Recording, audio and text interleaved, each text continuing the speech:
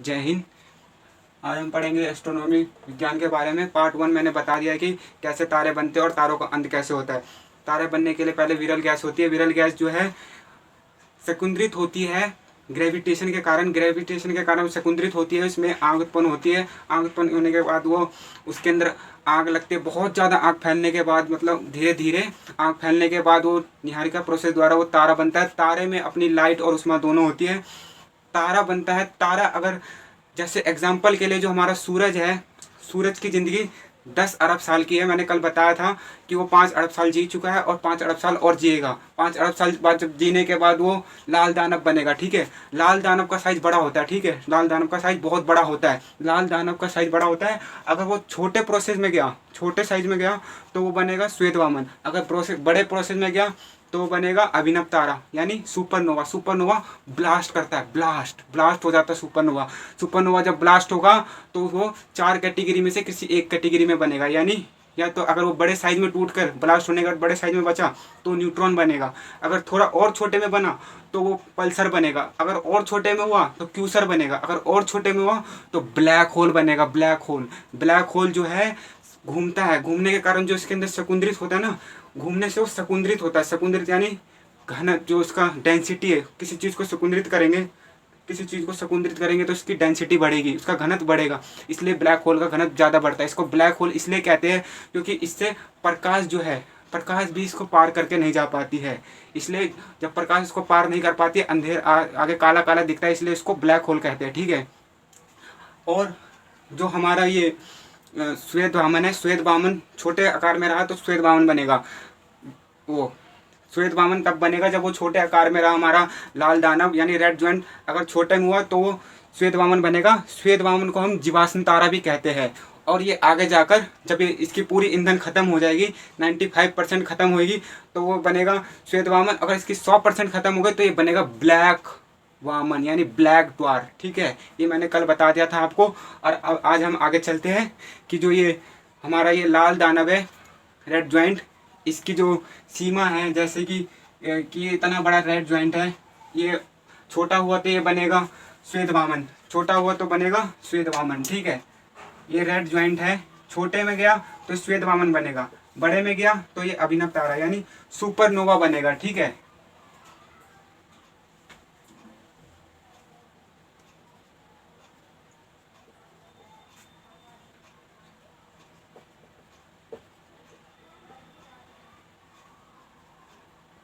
आपको एक प्रोसेस बता दिया गया कि कल आपको समझाया गया था। अगर आपने पहले वाली वीडियो नहीं देखी है तो पहली वाली वीडियो देख लो, वरना इस वीडियो में समझ में नहीं आएगा। इसलिए पहले पार्ट 1 देख लो, इसलिए पार्ट 1, उसके बाद पार्ट 2 देखना। ठीक है, जो ये जो प्रोसेस है कि ये बड़े में कब बनेगा और ये छोटे में कब बनेगा, यानी ये श्वेत वामन कब बनेगा, श्वेत वामन, श्वेत वामन, और ये अभिनव अभिनव तारा यानी सुपरनोवा, ये कब बनेगा, ये किसी को समझ में नहीं आता था, यानी कंफ्यूज होते थे। तो इसके लिए जो भारतीय वैज्ञानिक है, भारतीय वैज्ञानिक चंद्रशेखर, उन्होंने इसको इसको बताया, इसको एक्सप्लेन किया। इसमें बताया कि चंद्रशेखर वैज्ञानिक ने कि जो सूर्य है, सूर्य सूर्य सूर्य के द्रव्यमान से, सूर्य के द्रव्यमान से, सूर्य के द्रव्यमान से, सूर्य के द्रव्यमान से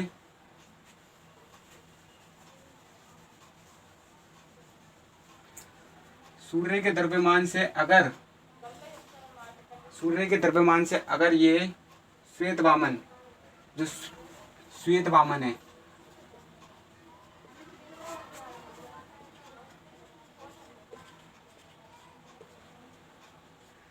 सूर्य के द्रव्यमान से अगर श्वेत वामन 1.44 गुना, यानी 1.5 गुना छोटा हुआ, तब बनेगा ये श्वेत वामन। ठीक है,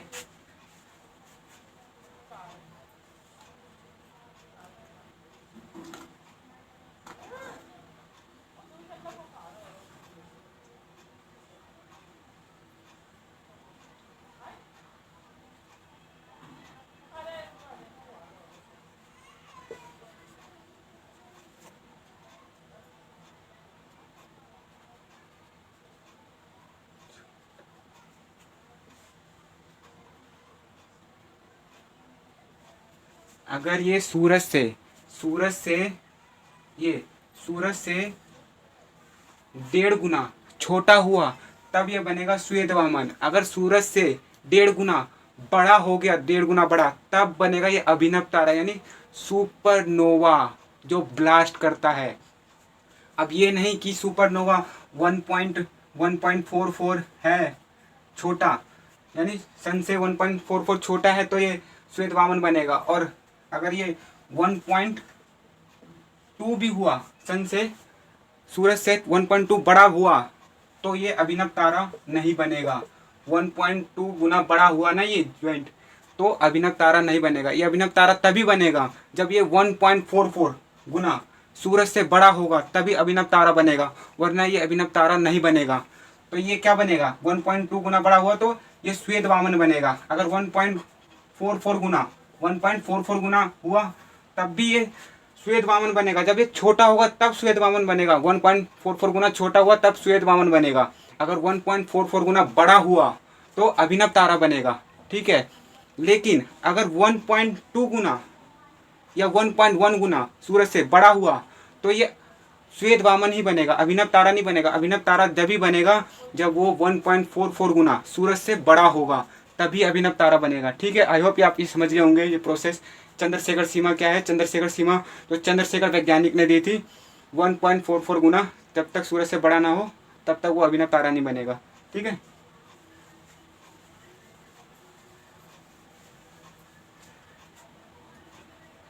जो अब हम देखते हैं आगे,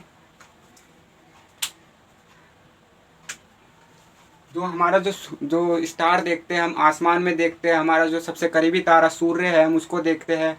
तो ये हमें पता कैसे चलता है कि ये जैसे हम देखते हैं ये लाल रंग का है, नीले रंग का है, वाइट रंग का है, तो इसका टेम्परेचर कितना है। तो इसमें ये बताते हैं कि जो अगर ये रेड कलर का हुआ यानी लाल कलर का हुआ तो इसका टेम्परेचर नॉर्मल है, नॉर्मल टेम्परेचर होगा, ठीक है, नॉर्मल टेम्परेचर, ठीक है। अगर ये वाइट कलर में हुआ, सूरज को अगर देखेंगे या किसी भी तारे को देखेंगे जो वह वाइट कलर में हुआ तो वो अपने मीडियम टेम्परेचर में, ठीक है, अपने मीडियम टेम्परेचर में,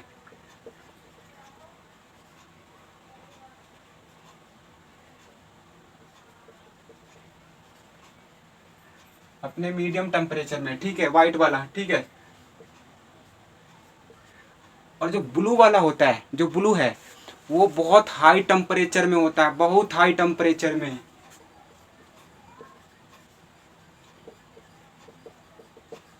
हाई टेम्परेचर,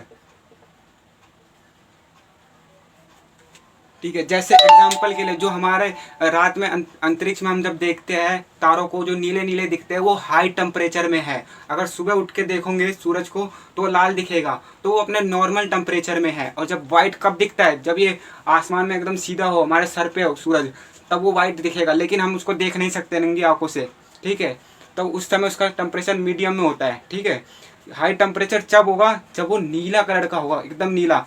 हम अगर देखेंगे भी फिर भी हमें पता नहीं चलेगा, लेकिन नीला दिखता है, लेकिन हमें पता नहीं चलता सूरज, ठीक है। आप आई होप आप ये समझ गए होंगे कि ये जो हमारा टेम्परेचर है, ये जो टेम्परेचर है ये स्टार के यानी तारा के पृष्ठ के तापमान पे निर्भर करता है। यानी जो उसका टेम्परेचर है उस पर निर्भर करता है कि उसका टेम्परेचर कितना है। अगर वो लाल हुआ तो उसका नॉर्मल है, नीला हुआ तो हाई टेम्परेचर है। उसके पृष्ठ के तापमान पर निर्भर करता है कि तारे का टेम्परेचर कितना होगा, ठीक है। अब हम इसकी स्क्रीनशॉट ले लो। अब हम ये समझते हैं कि जो हमारा जो इतना बड़ा ब्रह्मांड है, ब्रह्मांड में अरबों तारे हैं। कितने तारे? अरबों तारे। लेकिन जो तारों का जो समूह होता है, समूह जिसमें तारों में समूह रहते हैं, इस समूह में, इस समूह में, इस समूह में, तो इस जो तारों का समूह होता है उसको हम मिल्की वे कहते हैं, यानी आकाश गंगा कहते हैं, यानी हिंदी में दूध मेलखा, ठीक है। देखो ऐसे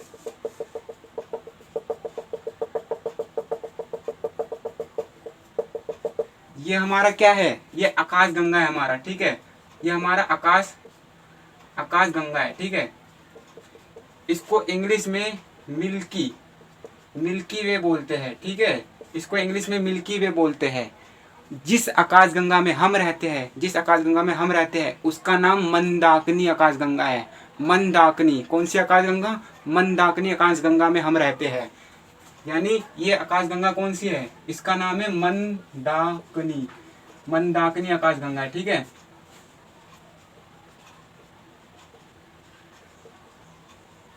ये है मंदाकिनी आकाशगंगा जिसमें हम रहते हैं। इसमें हमारा जो सूरज है, जिस जिस जो हमारा सूरज है, सन है, वो इस मंदाकिनी में इस साइड पे है, इस साइड पे, इधर, ठीक है। ये हमारा सन इस साइड पे है, इस मंदाकिनी में, ठीक है, यहाँ पे है, ठीक है। इसमें अरबों तारे, अरबों अरबों तारे यहाँ पे, और उन तारों में हमारा सूरज यहाँ पर है, ठीक है। जैसे हमारा जो सौर मंडल है, सौर मंडल, जैसे हम जो सन है, ये है सन। सन का चक्कर हमारी इस पृथ्वी लगाती है, हमारा पूरा सौर मंडल सन का चक्कर लगाता है, ठीक है। सन का चक्कर लगाते हैं ना ये सब, तो उसको हम कहते हैं सोलर सिस्टम, ठीक है। हम उसको सोलर सिस्टम कहते हैं। वैसे ही जो ये सूरज है, सूरज भी तो किसी का चक्कर लगाएगा, तो सूरज जो है इस आकाशगंगा यानी इस मंदाकिनी का चक्कर लगाता है। ये सूरज इस मंदाकिनी का चक्कर लगाता है। सूरज किसका चक्कर लगाता है? इस मंदाकिनी का। जिस मंदाकिनी में हम रहते हैं उस मंदाकिनी का चक्कर लगाता है सूरज। तो ये सूरज कितने सालों में ये चक्कर लगाता है? तो ये सूरज जो है 25 करोड़ 25 करोड़ साल में 25 करोड़ साल में ये चक्कर लगाता है। जैसे हमारा बर्थडे आता है 1 साल के अंदर में, तो सूरज का बर्थडे आएगा 25 करोड़ साल बाद, तब उसका बर्थडे आएगा, तब उसके लिए 1 साल होगा, ठीक है। 25 करोड़ साल बाद चक्कर लगाता है, जिसे हम कहते हैं कॉस्मिक ईयर, यानी प्रकाश वर्ष। उसे हम प्रकाश वर्ष कहते हैं, ठीक है। आई होप आप समझ गए होंगे इस सब के बारे में। और ये जो है, जो हमारा सबसे करीबी तारा तो सूर्य है, लेकिन सूरज का भी तो कोई करीबी तारा होगा। तो सूरज का सबसे करीबी तारा है प्रोक्सिमा सेंचुरी। प्रोक्सिमा सेंचुरी है सूरज का सबसे करीबी तारा। क्या नाम है? प्रोक्सिमा सेंचुरी, ठीक है। इधर है इसका प्रोक्सिमा सेंचुरी। प्रोक्सिमा सेंचुरी, ये सूरज का सबसे करीबी तारा प्रोक्सिमा सेंचुरी, ठीक है। और जो है एक और तारा है जो यहाँ पर है सूरज के, ठीक है, उसका नाम है साइरस तारा। साइरस, जिसे हम डॉग स्टार भी कहते हैं। ये बहुत ज़्यादा चमकीला होता है, बहुत ज़्यादा चमकीला, जिसे हम डॉग स्टार भी कहते हैं, और इसका नाम साइरस है, ठीक है। इधर है, इसका नाम है साइरस। साइरस, ठीक है, जिसे हम डॉग स्टार के नाम से भी जानते हैं। डॉग स्टार, इसका नाम है डॉग स्टार कुछ और समझ लो। अब आप लोगों ने ये सारी चीज़ें देखी कि ये हमारा सूर्य है, सूर्य इसका चक्कर लगाता है, जिसे हम कॉस्मिक ईयर कहते हैं, यानी प्रकाश वर्ष कहते हैं। तो ये पूरा चक्कर लगाने में 25 करोड़ साल लगा देता है, ठीक है। वैसे ही इतनी सारी चीज़ें देखने के बाद जो ऐसे इतने सारे तारे हैं, इन तारों का भी तो बहुत सारा झुंड होगा, बहुत सारा झुंड होगा। देखो यहाँ तारे, यहाँ तारे, यहाँ तारे, यहाँ तारे, यहाँ तारे, तो इतने सारे तारे होते हैं। तो ये इतने सारे जो तारे हैं, इस सबसे ज़्यादा तारे कहाँ होते हैं? सबसे ज़्यादा तारे बीच में होते हैं, इधर इधर सबसे ज़्यादा तारे होते हैं। सबसे ज़्यादा तारे यहीं होते हैं, सबसे ज़्यादा, जिसे हम कहते हैं बल्ज। बल्ज कहते हैं इस जगह को। क्या कहते हैं? इस जगह को बल्ज कहते हैं। बल्ज, बल्ज कहते हैं इस जगह को। इस जगह को बल्ज कहते हैं। अगर क्वेश्चन आया कि सबसे ज़्यादा जो ब्लैक होल है कहाँ देखने को मिलते हैं, सबसे ज़्यादा ब्लैक होल कहाँ दिखते हैं, तो सबसे ज़्यादा ब्लैक होल मिल्की वे यानी कि हमारी मंदाकिनी के बीच वाले भाग यानी बल्ज में सबसे ज़्यादा ब्लैक होल देखने को मिलते हैं। हम देखने तो नहीं जाएंगे इतनी, मतलब वहाँ से, बस ये अंदाज़ा लगाया गया है कि सबसे ज़्यादा ब्लैक होल हमारे बल्ज में दिखते हैं, यहाँ आकाशगंगा के, मंदाकिनी आकाशगंगा में, ठीक है। आप इसका स्क्रीनशॉट लो, फिर उसके बाद आगे समझाता हूँ मैं।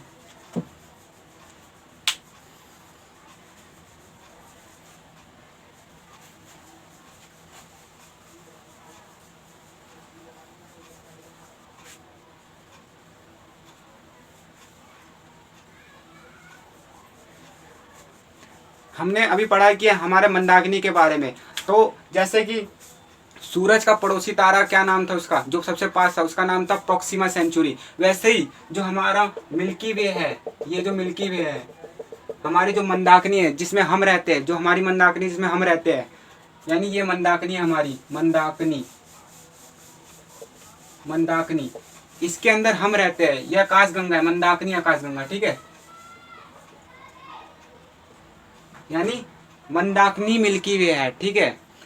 और जो इसका भी तो कोई पड़ोसी होगा, तो इसका पड़ोसी है जो हमारा सबसे करीबी है, सबसे करीबी तारा, मतलब सबसे करीबी आकाशगंगा, वो है देवयानी आकाशगंगा। कौन सी? देवयानी, जिसे इंग्लिश में कहते हैं एंड्रोमेडा, जिसे इंग्लिश में एंड्रोमेडा कहते हैं, ठीक है। यो इधर है, ये रही हमारी पड़ोसी आकाशगंगा, इसका नाम है देवयानी, जिसे एंड्रोमेडा कहते हैं, ठीक है। देवयानी, एंड्रोमेडा, ठीक है, यह है एंड्रोमेडा। और हमारी तीसरी सबसे जो करीबी है आकाशगंगा, उसका नाम है NGC-33, वो इधर है, NGC-33, NGC-33, ठीक है। इसका नाम है NGC-33, NGC-33 आकाशगंगा, ठीक है। ये तो पहली हो गई, ये दूसरी हो गई, ये तीसरी हो गई, ठीक है।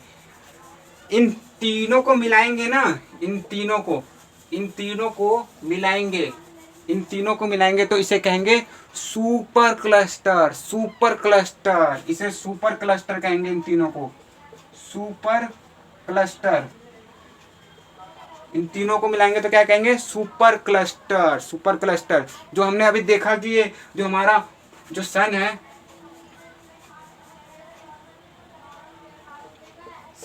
सन का जो सबसे करीबी तारा है, कौन सा है सबसे करीबी तारा सन का? Proxima Centauri. दूसरा सबसे करीबी तारा प्रोक्सिमा सेंचुरी है ना, सन का सबसे करीबी तारा प्रोक्सिमा सेंचुरी। हमारा सबसे करीबी तारा सूर्य है, ठीक है, कंफ्यूज मत होना एग्जाम में। हमारा सबसे करीबी तारा सूर्य है, लेकिन सूरज का भी तो करीबी तारा, सूरज का सबसे करीबी तारा प्रोक्सिमा सेंचुरी है।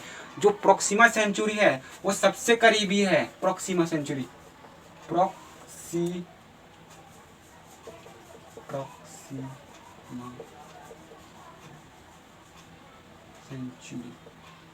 प्रोक्सिमा सेंचुरी, ये सूरज का सबसे करीबी तारा है। कितना करीब है?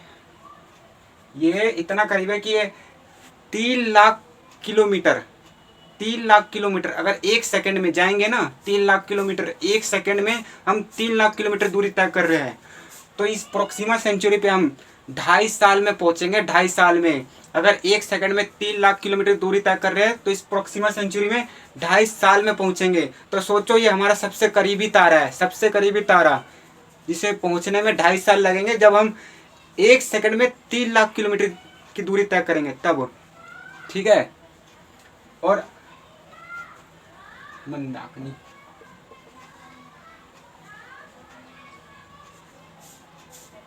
जो ये सूरज है, इसका स्क्रीनशॉट लो जब तक आगे बताता हूं।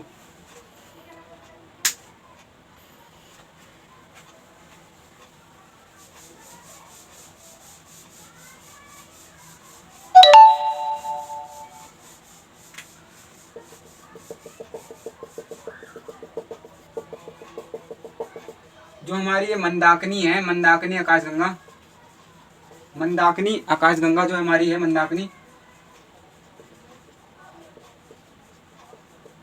जो हमारी ये मंदाकिनी आकाशगंगा है जिसमें हम रहते हैं, जिसमें हमारा सूरज इधर है, इस साइड में सन हमारा इधर है। सन का सबसे करीबी तारा कौन सा है? सबसे करीबी तारा कौन सा सन का? Proxima Centauri. और जो सबसे चमकीला तारा है उसका नाम साइरस, यानी डॉग स्टार, ठीक है। ये है हमारा प्रोक्सिमा सेंचुरी, ठीक है, इधर है। जो सन है, सन जो इसका चक्कर लगाता है, तो उस पर चक्कर लगाने में कितना टाइम लगता है? 25 करोड़ साल लगेंगे सन को इसका चक्कर लगाने में, ठीक है। 25 करोड़ साल, 25 करोड़ साल लगेगा, जिसे हम कहेंगे कॉस्मिक ईयर। क्या कहेंगे? कॉस्मिक ईयर कहेंगे इसे, यानी प्रकाश वर्ष, ठीक है, प्रकाश वर्ष कहेंगे।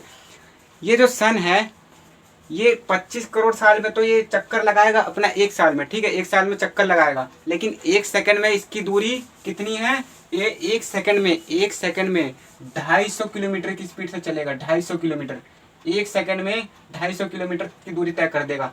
यानी 1 सेकंड में 250 किलोमीटर, 1 सेकंड में 250 किलोमीटर, 1 सेकंड में 250 किलोमीटर करेगा, तभी ये 25 करोड़ साल में ये पूरे हमारे आकाशगंगा यानी मंदाकिनी आकाशगंगा का चक्कर लगा पाएगा। ठीक है, आई होप आप लोग ये सारी चीज़ समझ गए होंगे कि तारा कैसे बना है, तारे बनने का प्रोसेस क्या है, और हमारे जो सूरज है कि सूरज में जो सन है, सन जो है, सन कितनी दिनों में, मतलब कितने ईयर में हमारी मंदाकिनी का चक्कर लगाता है, यानी 25 करोड़ साल में चक्कर लगाएगा, जिसे हम कॉस्मिक ईयर कहेंगे यानी प्रकाश वर्ष कहेंगे। उसके बाद जो हमारा सूर्य का सबसे करीबी तारा है उसका नाम है प्रोक्सिमा सेंचुरी, और सबसे चमकीला जो तारा है उसका नाम है डॉग स्टार यानी साइरस।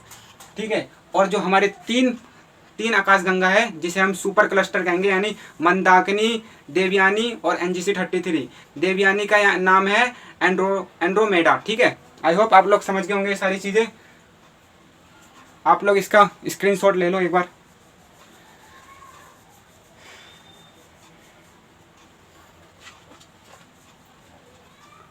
अब हम अगली वीडियो में मिलेंगे।